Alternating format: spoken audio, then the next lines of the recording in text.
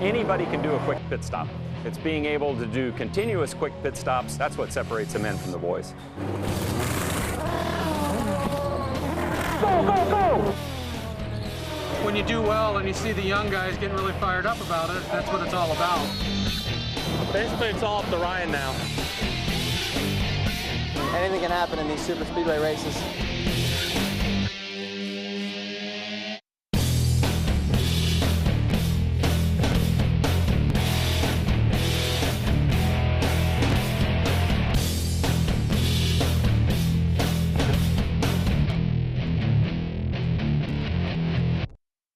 All right, everybody ready? All right, ready? Go!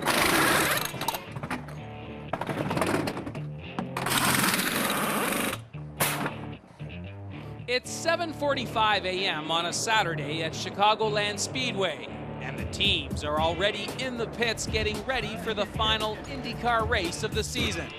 The Indy Racing League, or IRL as it's more commonly referred to, is home to some of the most famous names in American open-wheel racing.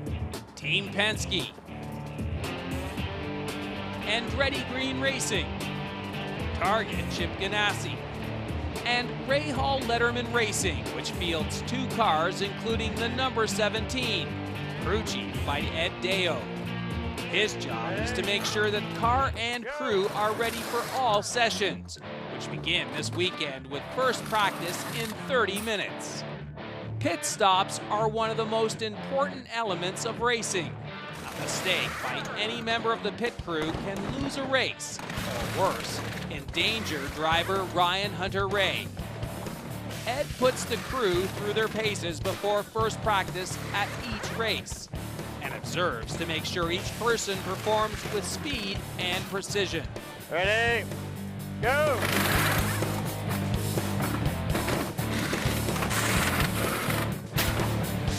Go! Just getting warmed up.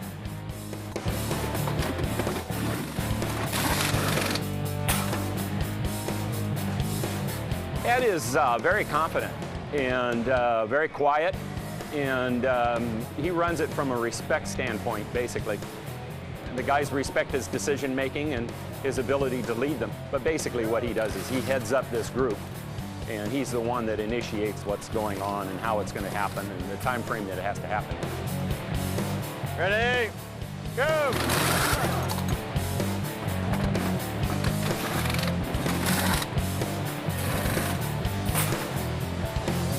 At least we try to be out there probably 15, 20 minutes before the session starts. Do pit stop practice, then we'll warm the car up, get ready to go. Be ready for when Ryan gets here to get in the car, get him buckled in, and be ready to go with green flag. What do you think, Neil, for this morning? Race engineer Neil Fife sets out the goals for this morning's work and lets Ed know what the game plan will be. Basically, what the racing engineer does is he is responsible for the decision and parts that go on the car. I have to take information from our drivers, Ryan Hunter-Reay, data from my assistant from the car, and Henry Wolf, the assistant engineer, helps evaluate that. And we look at all the aspects that we can for a particular track to help make the car go as fast as it can be and as comfortable as it can be for Ryan during the race. Chief Operating Officer Scott Remke runs the day-to-day operation of the team, but he also works the pits on race weekends, calling the shots as the strategist for the number 17 car.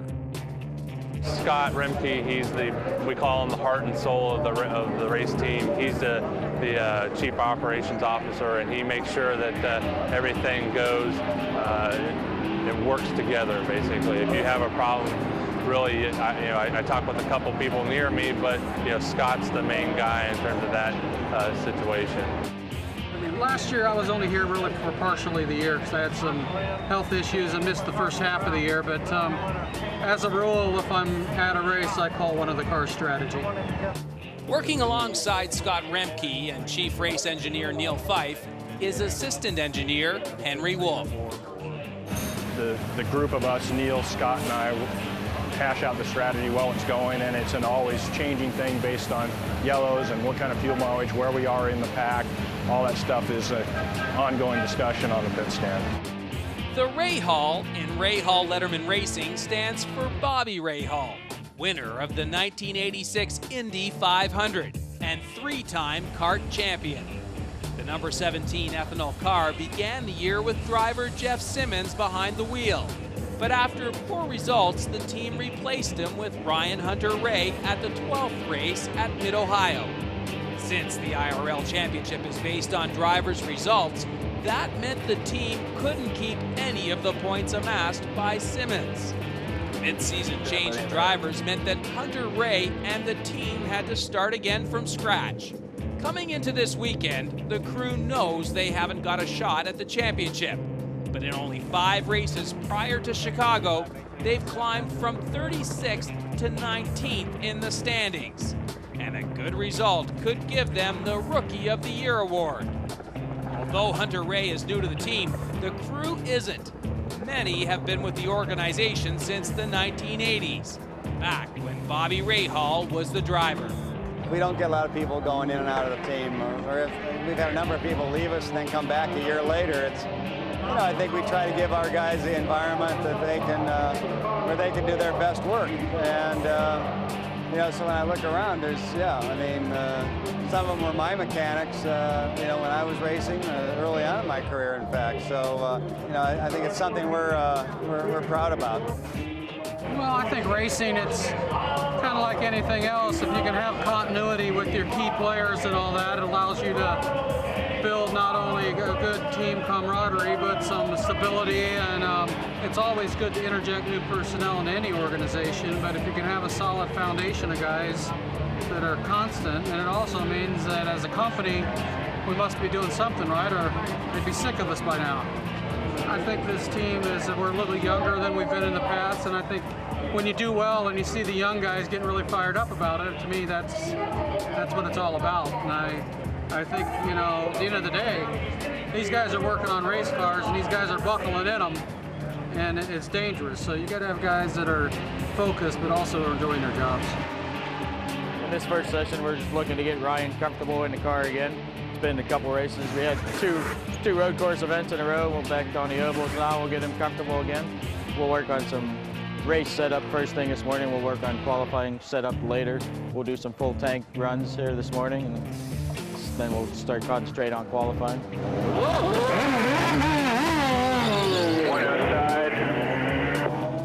When racing on an oval, it's imperative for the driver to have a spotter who, from his vantage point high above the main grandstand, can see the whole track and is able to tell the driver what's going on by using a two-way radio. This weekend, the voice in Ryan's ear belongs to team manager Steve Dixon. Danica's about 10 back.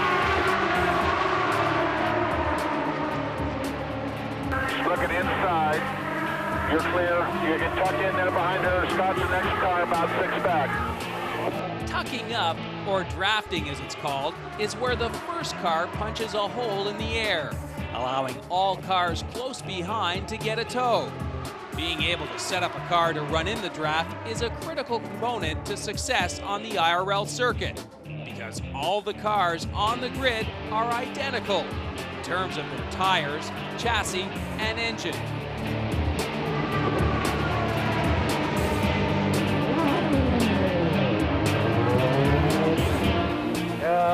I was running with Danica there. She was on the low line, and I had a little bit of push. And I expected the draft to help out on time a little bit more, but that's good because we know we can race right behind her. She wasn't like pulling you, and you weren't having to do the big lift to stay that close. So it was a draft, but it was more of a race situation type draft. How much time's on the session? 35 minutes. Practice sessions are used to dial in a race car for both qualifying and racing conditions. Part of that setup includes figuring out how much fuel the car is using and how long the tires will last. So we need to go find a pack right from the beginning here, yeah? Yeah, we're going to hold you a few seconds. You'll be following the pack out.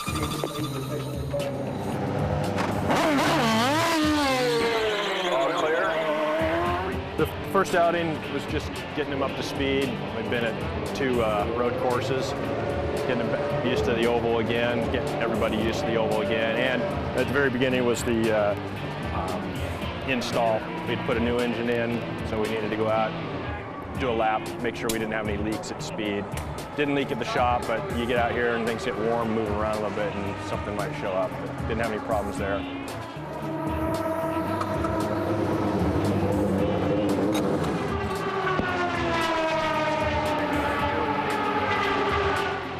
Once the practice session has concluded, Hunter Ray meets with Neil Fife to go over the results of the session.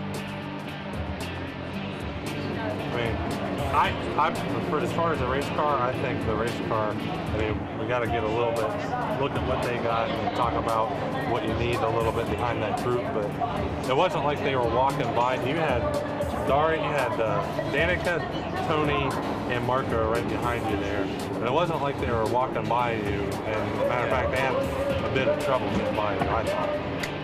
Just got a feel for the car, and then we went out and ran in traffic right away to get a feel for the race. It's a 2-day event, so you don't have a lot of time to dial the car in traffic. These cars are pretty much stuck on their own, but when you get in traffic, it's not so straightforward, and they move around, and you have to dial it into traffic. So when you get the dirty air and the air turbulence is disrupted a bit, it makes it a much harder car to hold on to. We had some minor radio problems on his end, but up until the point we started doing the long runs, every outing, his lap time was better. So we were making progress with each outing on the changes we made.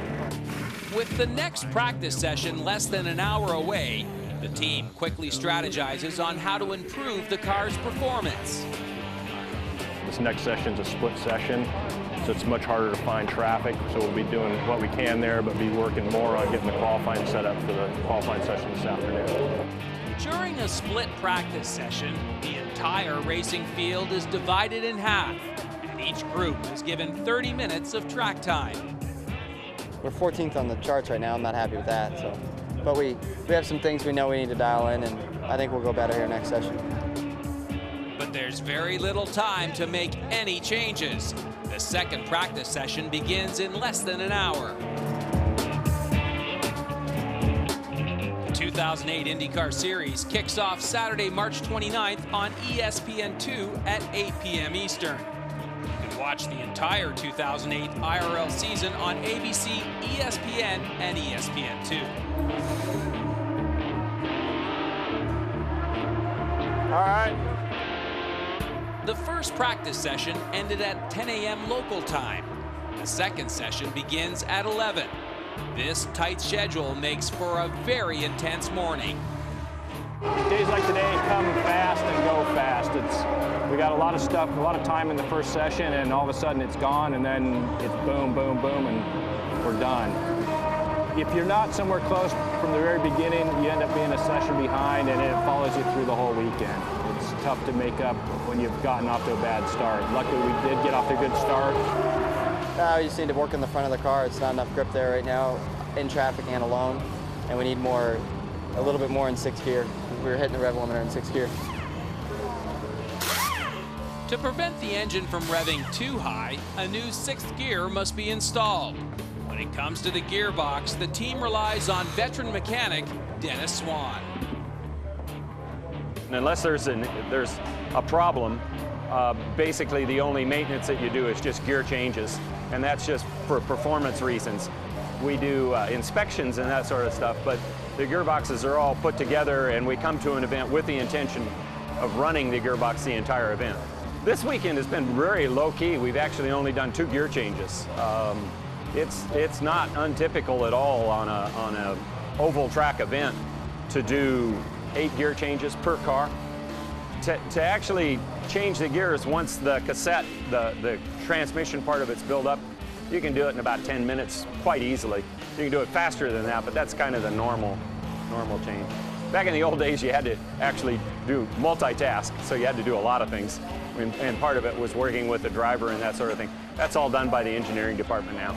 I mean, basically, the engineers talk and work with the driver and that sort of stuff, and then after the session's over, they walk out and they'll say, no gear change, or they'll say a gear change, and they hand you a slip with the gears they want changed. Swan also handles fueling duties during team pit stops. I'm a fueler, and that's really a relationship between the driver and the fueler on how fast you are. We try and maintain, for a pit stop, we want to be plugged in and fuel flowing into the car in 0.3 of a second. That's kind of where we want to be time-wise. If we're quicker, better. If we're slower, it's still okay as long as you don't go over 0.5 of a second. Swan jumped at the chance to join the team at the midway point in the season. The team decided they required the addition of a gearbox expert. I love racing, and there was, during the middle of the season, the IRL team needed a little extra help in the transmission world just because of the number of races, back-to-back races. And so they asked me if I would like to do it, and I jumped at it. I really enjoy it, and it also gave me the opportunity to be involved in pit stops again, which I really love. That's the excitement of this kind of racing. I've done it all my life. I started working on race cars when I was 16.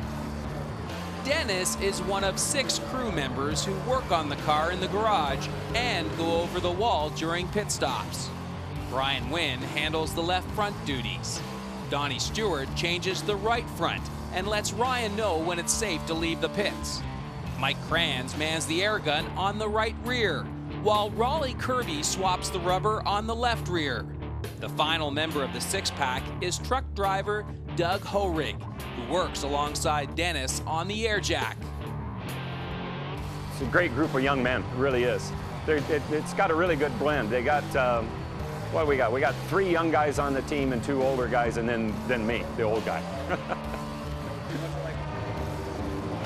Practice session number 2 is scheduled to last only 30 minutes, and the team must use every second of that limited time to try to set the car up for qualifying, which takes place later in the afternoon. We'll be doing 2 or 3 qualifying simulations. Just be going out a couple of times by, set up a fast lap, come back in, doing our final adjustments for qualifying, which is the next session. Looking for it to be fast on its own. We want to be by ourselves like we would be qualifying, and just a decent time, good time out there by himself. A little bit freer car than what he had earlier because he's going to be all alone. That's where the speed is. In racing terms, free or loose, to a certain degree, is a good thing. As the saying goes, loose is fast. Being loose means the car should feel like the rear tires will lose traction before the front wheels. Although a car can be difficult to race when it's loose, it's the best way to go fast during qualifying. Ryan, the way the qualifying game goes here is we basically trade crossweight for front wing. So we're just going to work on that. You need to use your weight jacker to dial the car in. Right now, you came in at 23 and the rear came in high. That's a little bit of drag there. So I'm lowering the rear and I'm adding static left front crossweight. And we just took half a turn of front wing out here. You follow? This weekend, the IRL cars are navigating the Chicagoland Oval at speeds in excess of 215 miles per hour. As a result, the centrifugal force generated at these high speeds causes the inside wheels of the car to lighten. To counter this effect, Chief Engineer Neil Fife adds weight to the number 17 car's left side. During a race, the pit crew can also adjust the handling characteristics of the car during pit stops. A dial located in the cockpit known as a weight jacker is used to transfer weight from one side of the chassis to another.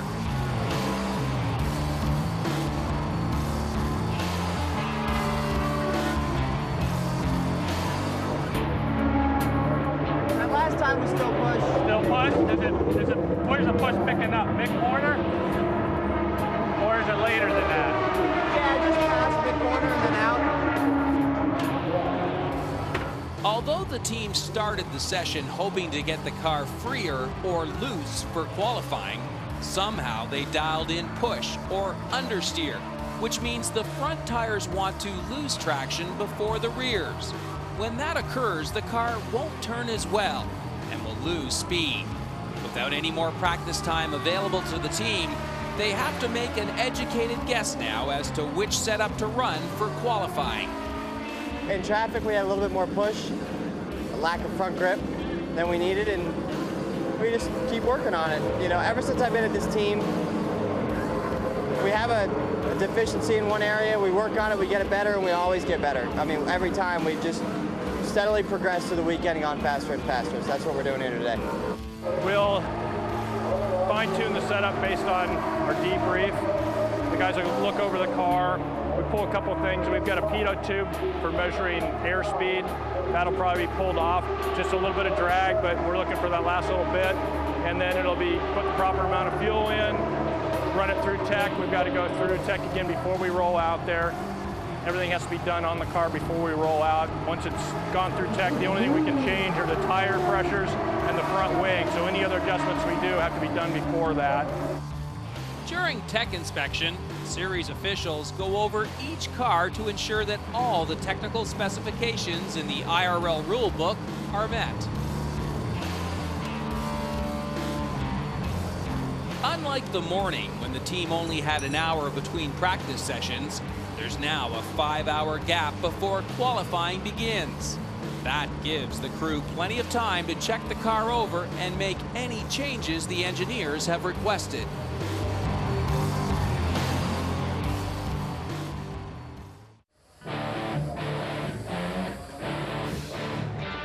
There's no question the team has realistic expectations about qualifying today. Top 10, anywhere from 7th, 9th, I'd be happy. So, we'll see. I think that's the car we have. If we sneak a 6th or 7th into it, I'll be ecstatic. IndyCar qualifying occurs one car at a time. Each driver goes out and takes 2 or 3 warm-up laps and then takes the green flag. 2 laps later, the qualifying run is over and only the single best lap time counts. To keep the car as light as possible, assistant race engineer Henry Wolf calculates exactly how much fuel is required for the qualifying session. For qualifying, I'll look at how much fuel's burned during a lap. We can run either 5 or 6 laps in qualifying. It's our choice on whether we go. We take the green flag 3rd time by or 2nd time by. That defines the total number of laps, 5 or 6. Take that amount of fuel that we need for each of those laps, plus a little bit for a warm-up because we need to warm the engine up. We need to get the temperatures up to a certain range defined by Honda before we can actually go out on the track. So add that small amount back in, plus whatever makes me feel comfortable that we're not going to run out, and that ends up being about 2.7 gallons is what we burn. I add in a little bit more. We're going to start out with somewhere over 3 gallons for this qualifying run.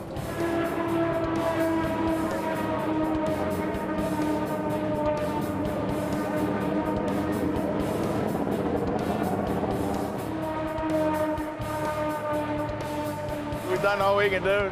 The rest is up to him, so that's it. Not too much now we can do.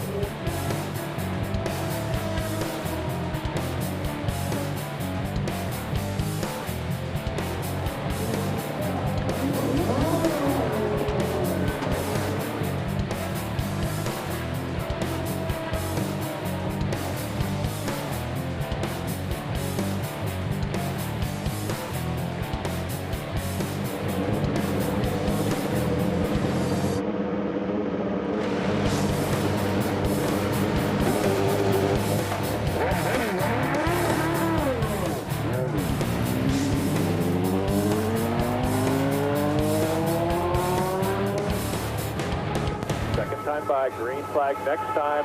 Come downhill for the green flag.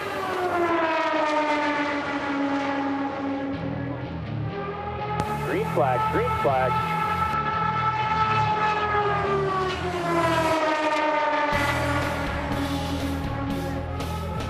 Checkered flag, checkered flag. P7, good job.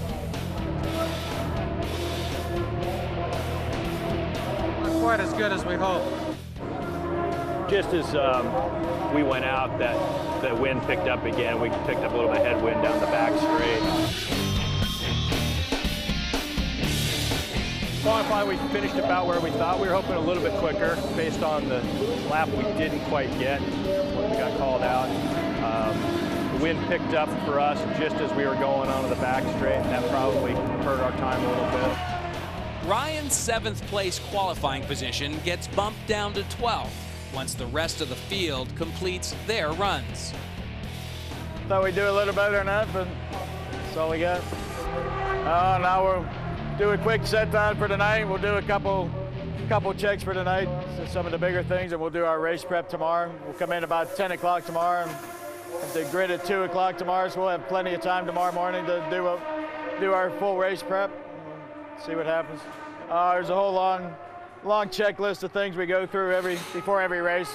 Basically just looking things over, making sure everything's tight and nothing wore out. An early night could be a good thing for this crew to help prevent them from losing focus. Coming into Chicago, the final 10 races of the season have taken place over a 13-week period. Some of the pit crew are certainly thinking about the ensuing off-season. Others, the possibility of changes that could happen inside the organization before the next season begins. In the back of their mind, they are thinking it's the last race and they're looking forward to some time off, but they won't change their job at all, won't change their performance. They'll do what they have to do. Being a race engineer is something I've wanted to do. That's particularly why I got into racing. But for me, there's a sort of a team perspective of I'd rather have myself fill in a gap wherever I'm needed to help the team move forward rather than stick to where I'm at. I guess that's just the type of person I am. I think if you just stand pat and don't do anything, you can only do that if you've got like 16 trophies on your mantle for the year. I mean, if you're like us, we obviously still have some room for improvement. So we got to look at our current personnel and personnel that have become available, our current programs and our sponsors, and try to figure out how to take that next step. For me, it's real mixed emotions. I'm probably at a stage now where this will probably be my last year to be able to go over the wall and that sort of thing. And so for me, this will be a fun event.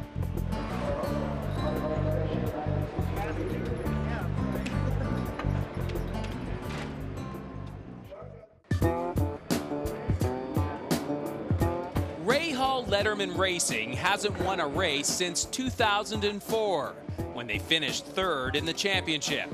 Since then, the series has been dominated by Team Penske, Andretti Green Racing, and Target Chip Ganassi Racing, whose drivers have won every race but one in the past 3 seasons.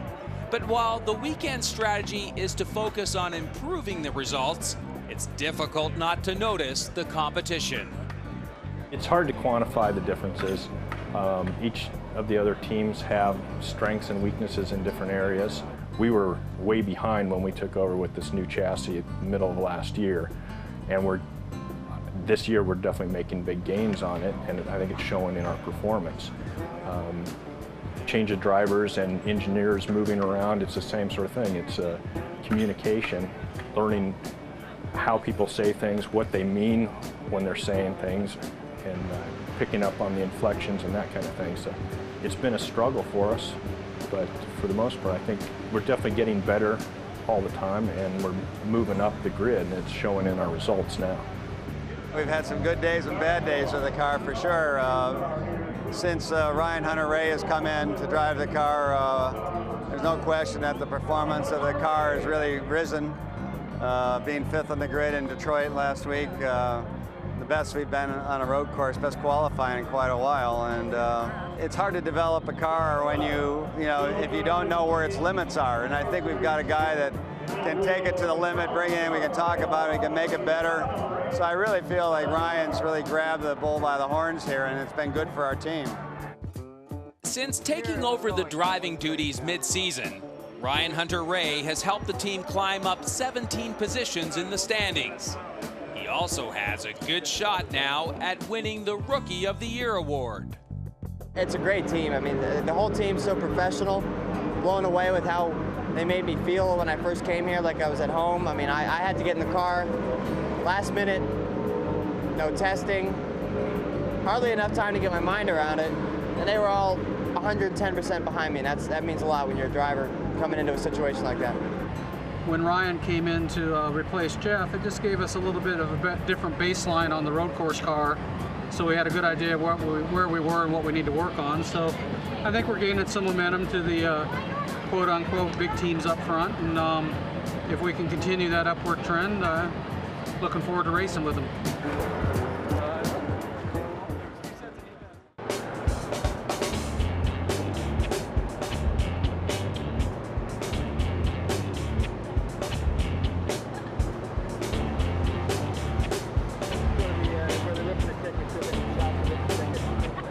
They're all here to see the best racing in the world, right here in Chicagoland. IndyCar Series. By the way, IndyCar.com, in case you're slow. IndyCar.com. This year's racing season opened in Homestead, Florida at the end of March. 7 months later, after stops in Indianapolis, Japan, and from coast to coast across the USA, the 17-race schedule is now down to its final 200 laps in Chicago. This weekend, the team is looking to crack the top 5 and hopes that Ryan will win the Rookie of the Year. Our ideal race strategy, 200 laps, would be get good enough mileage to just do it in 3 stops, lap 50, lap 100, and lap 150. That's what we're targeting with no yellows. Yellows will open those windows up a bit more. When the yellow flag is waved by racing officials, the entire field must proceed slowly with caution, and no passing is allowed. Many teams choose to pit under yellow flag conditions. On an oval like this, the strategy is kind of overrated. It's dictated to you by the race and the yellow flag. So you try to put your driver in the best situation. So 20 laps to go, he's got the fuel and he's got the best set of tires, and he goes out there and they all figure it out. I'll plot the amount of fuel used or our miles per gallon per lap versus our lap speed, and then based on what we turned for lap times with the fuel, a full tank of fuel, which we did in that first session, I can kind of guess what our race pace will be, and that'll define what our fuel mileage would be, and I can get an idea what the windows are so we can start strategizing around those windows. It will change a little bit from one to the other, depending on where we are in the pack. If you're lifting out of the throttle because you're in a lot of traffic, you get better mileage, or you're in the draft, you get better mileage. For the race itself, we also run what we call a tow gear when we get behind that big group and we're pulling up on them, which is much faster than we would run normally.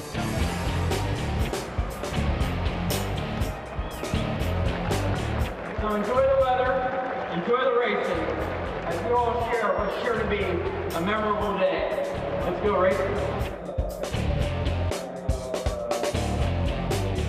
Just making sure we're all ready to go, and I think we're all good. So the rest is up to Ryan now. We got 2 minutes and we go to the grid and get ready to go. That's it.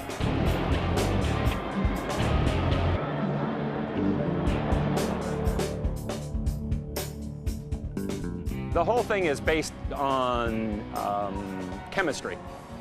And it's the chemistry between the driver and the engineer. And then the engineer has to be able to understand the driver, and they have to develop a relationship. And then the next thing that's involved is, because these races are the length they are, is pit stops. And that's also chemistry. And that's what separates the good ones from the bad ones. Anybody can do a quick pit stop. It's being able to do continuous quick pit stops, and when there's a mistake or an accident, being able to recover, how well you recover. That's what separates the men from the boys.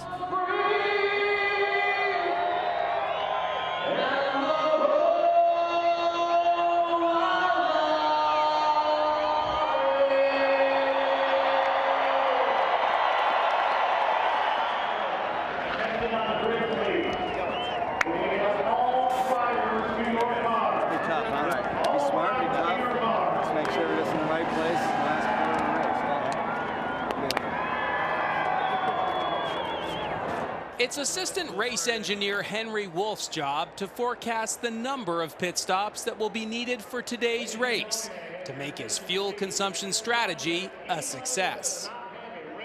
Going into this race, we probably will not be able to make it with 3 stops. It would be nice, but it is most likely going to be a 4-stop race. So with that in mind, we have a little bit more fuel to burn, knowing that. We're looking back at history. There haven't been a lot of yellows in the last couple of years, so we're not banking on them, even though we know that they can happen. We'll be looking to move up on the track and in the pit lane, and trying to place ourselves strategically for that last stop, where maybe we can do a short fill or a fuel-only stop, and maybe give ourselves a few more positions and put us in a good point for the last 10, 15 laps of the race. Final thoughts, just got to go out and have a good one, you know. It's a long race, and anything can happen in these super speedway races. So I know I can do it, we just got to put it all together. I know the team can do it, they got to be good on their stops, and I have faith in these guys for sure, so go out and bide our time.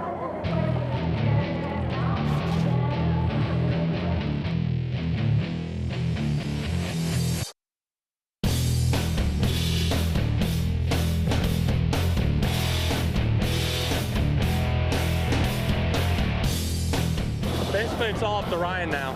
We've done what we can do, and it's 200 laps, and a lot of it is just hanging in there until the end and putting yourself in the best spot you can. We're just trying to have a good, clean race and get Ryan to the front, and you know, it's up to him to do that, and we have to give him the car to do that. And I think we have a pretty good race car today. So we freed it up a little bit more, but not nearly as free as it was in qualifying. I mean, obviously, if you think it's too free, move to the right on your weight jacker, and just control the car from there, and we'll work on it through the pit stops. But I think it'll be a good car. Sound good? Cool. Go get him. Ladies and gentlemen, start your engine.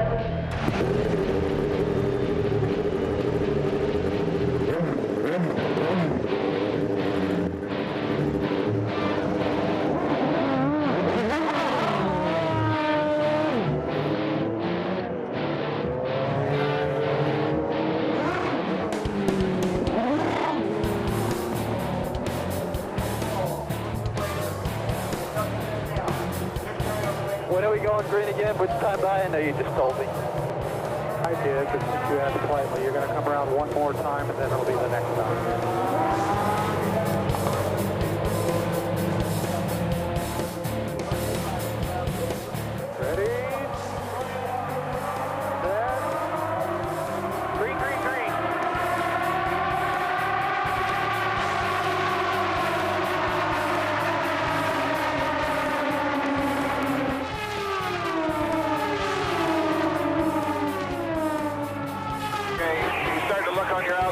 Again there. Still on you're clear, you're clear. Okay, yellow flag, turn 1, or turn 4. Car's balance is fine. When they open the pits, we'll come in, tires and fuel, no changes. Half turn or left front wing. The yellow comes out at an ideal time, as the team, on a 4-stop strategy, knows they would have been pitting sometime in the next 10 laps. For this stop, it's 4 tires and fuel, as well as a minor front wing adjustment. With the car still needing more front-end grip, Ryan wants the front wing turned up, so more air will hit the wing. That change should give him more downforce and an easier handling car. We'll be fine. You get right up on their ass coming into the pits, and the boys here will get you a couple of them right back. Pits are open. Pit this lap, pit this lap. Okay, in this time.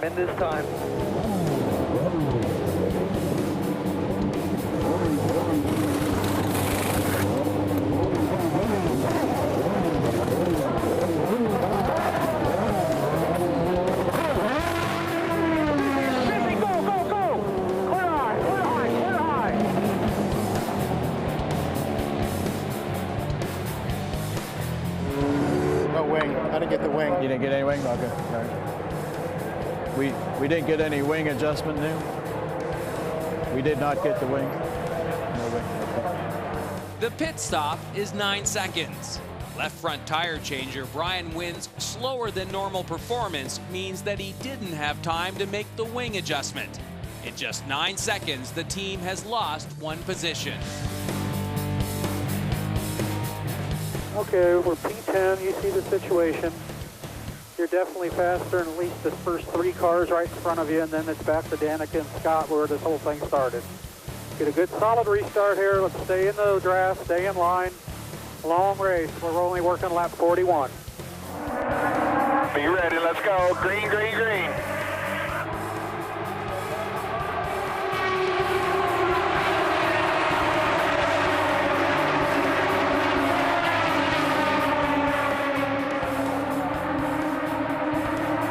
The second pit stop comes under green flag or clear racing conditions, 44 laps later. The pit crew will change all 4 tires, fuel up, and Brian Wynn will try to make the wing adjustment again.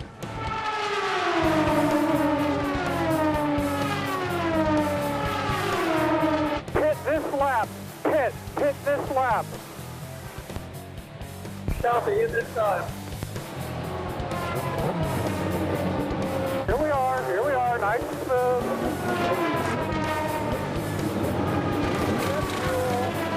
Way out, adjust your wing jacker again.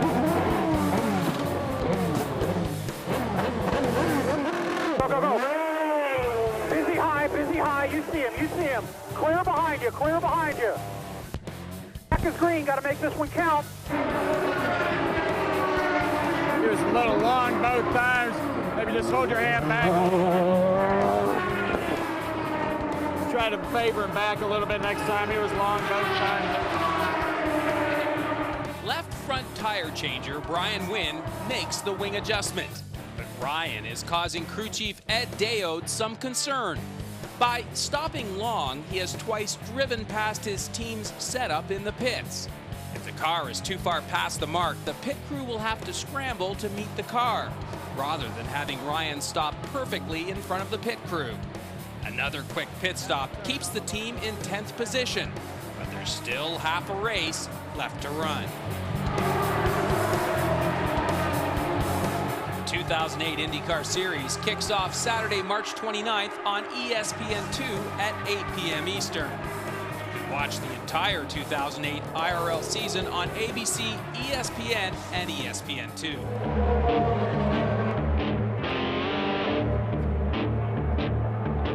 Two of the 4 planned pit stops have been completed without incident, and the race has reached the halfway point. Ryan Hunter-Reay is in 10th position, and the team decides to bring him in for the 3rd pit stop under green flag conditions. The cars running ahead of Ryan stay out, and this puts the team down 1 lap on the race leader, Dario Franchitti. Just as Ryan rejoins the race, the yellow caution flag comes out, slowing the entire field. Dario is going to pit, and then you're going to get a wave around, and then we'll be on the lead lap at the back of the pack here. So just follow instructions here. We'll come out of this okay. We went a lap down in the caution process here. Well, just because Dario hasn't pitted yet, he's a lap up on everybody. In the IRL, under a yellow flag situation, the pace car enters the field to slow the cars down until it's safe to resume the race. Race officials will let any cars that are between the pace car and the leader pass or be waved around the pace car to take up their position at the back of the field. This prevents the cars running at the back of the pack from restarting the race in front of the leader. Basically, like half the field is being waved around. So I'll fill you in when it all is. Right now, you're running P9 behind your teammate. But shortly before the team is given the wave around, they notice that on the timing and scoring board, they are in fact 2 laps behind the leader. Now, even with the wave around, Ryan will remain 1 lap behind. The team believes that the IRL scoring officials should put Ryan back on the lead lap and disagree strongly with the decision. I want you to ask them, and don't walk away without, how in the I can go a lap down without getting passed by the leader because Rutherford's down there with his head up his ass. Hey, the leader's behind me. I'm on the lead lap. Now they're going to wave me around. I'm a lap down. Explain that to me. Scott breaks the bad news to Ryan, but skillfully manages to keep the focus on the race and not on the lap in dispute. P9, 1 lap down to the cars in front of you. Same lap as the 2 cars behind you. Point in third. Just race hard here. A lot of race to go. We'll catch another wave around. Copy. Race smart here. I can't get hold of him on the radio. He's talking to everybody else but me. Well, you know, by the time you figure it out, I know. There's no immediate ruling from the IRL officials. 14 laps later, the green flag flies again. With 49 laps to go, the number 17 car is in 9th position and still 1 lap behind the race leaders.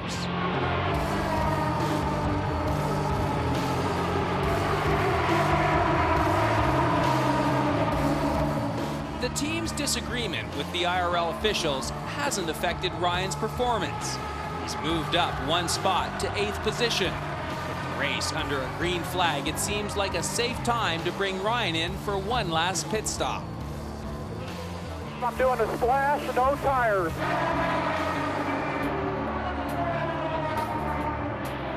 Lay your tire out for a reference. Won't change it. Just lay it. Hit this lap, fuel only. You got tires laid out so you know where to stop. Just focus on hitting those marks. It's not going to take long.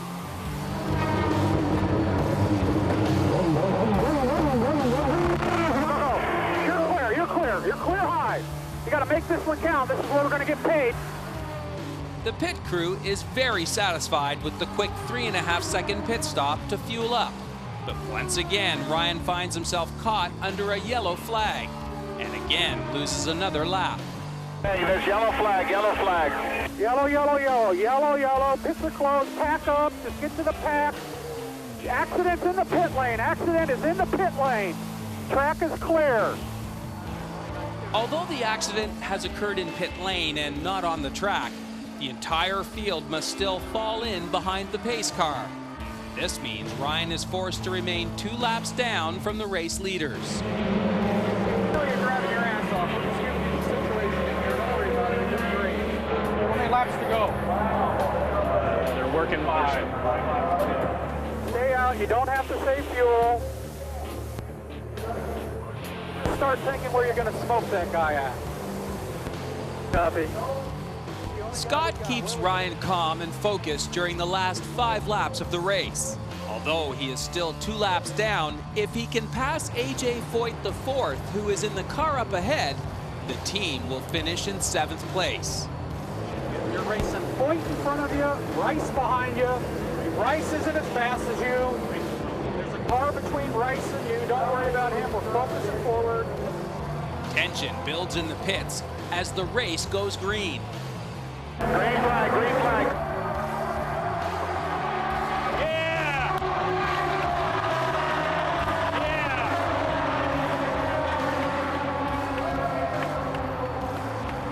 Once Ryan sees the green flag, he immediately overtakes AJ Foyt IV and grabs the 7th place position.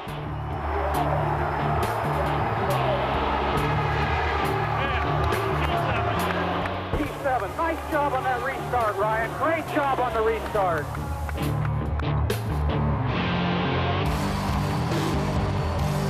Ethanol crew, good race, good season. Something to build on for next year.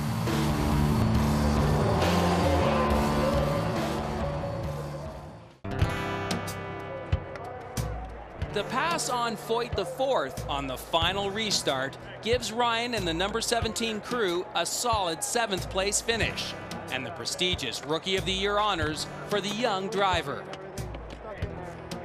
It was an odd day. We wanted to have a clean race with nothing going wrong, and we kind of had that. We got caught out by the pace car in that yellow, kind of deflated our sails a little bit. You know, if you want to be 100% honest, I'm looking at the cars that beat us, and they were probably a little bit faster than us. So we'll take this result and build on it and come back and get them next year.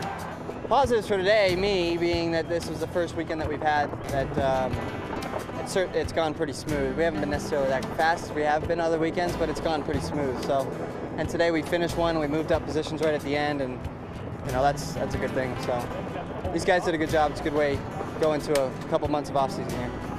Crew gets a 10. You know, we didn't lose any positions in the pits this weekend. That's number one on their goal. The guys put everything on the car that we needed, and the car ran flawlessly all weekend long. And that's one of the things you got to do to finish first. You got to finish, and the guys definitely put a car together. So I give them a 10 this weekend. I think everybody's spirits were lifted by that finish, especially when we had been for most of the race in the, you know, just below the top 10 and have us finish in 7th. It's a good, strong, motivational finish. Everyone's going to take the week off and take a breather and get back and be ready to hit it hard for the off season and get prepared for next season.